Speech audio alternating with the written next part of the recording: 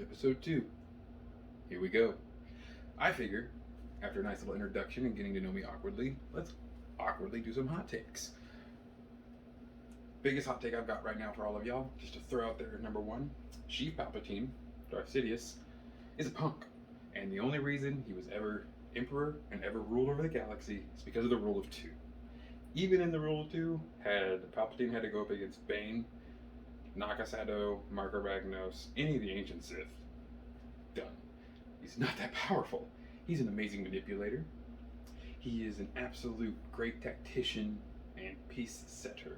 He is very good at covering himself and his plans. That does not mean he's an amazing Force user and Sith.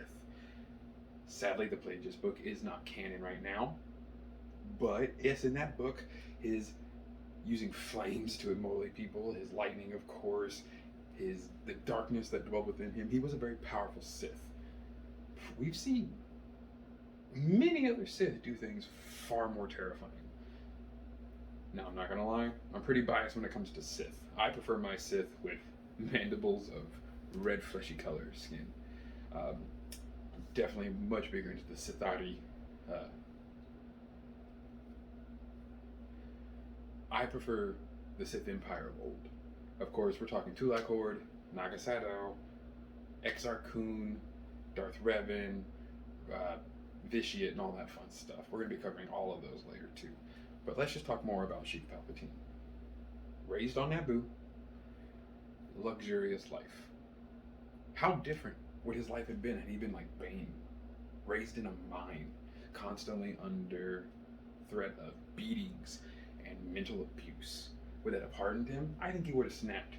He doesn't really take very good to anyone ever talking down to him. Never really does. Never really had as a child either. So I don't really see him lasting very long there without getting a blaster bolt to the back of the head. Me personally, I really don't think she would have survived any other way but a cushiony life. That cushiony life gave him the boredom and the want of control to escape that, probably, in my opinion, that I really think that's the only way he could have been who he was.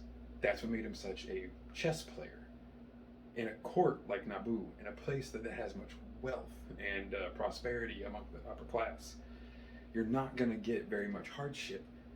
The hardship you do get, though, is going to be the constant wondering if this person is really there to help me, or if this person is really just there to stab me in the back, use me for political gain, or take funds out of the galactic bank account.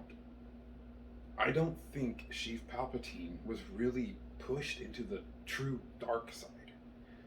The dark side is about wanting something so badly that you'll take it no matter how it comes. He never had that initially. He was just dark, tormented, and powerful. He wanted control, but he didn't really know of what yet. Young Palpatine was not trying to rule the galaxy. It was Plagueis who put all those ideas in his head. It was Plagueis who set all the stones. That's the problem with the rule of two, in my personal opinion. The rule of two, from a certain point of view, is absolutely asinine. I love Darth Bane, but a poison is not more diluted between the cups. One drop in each cup should kill the drinker.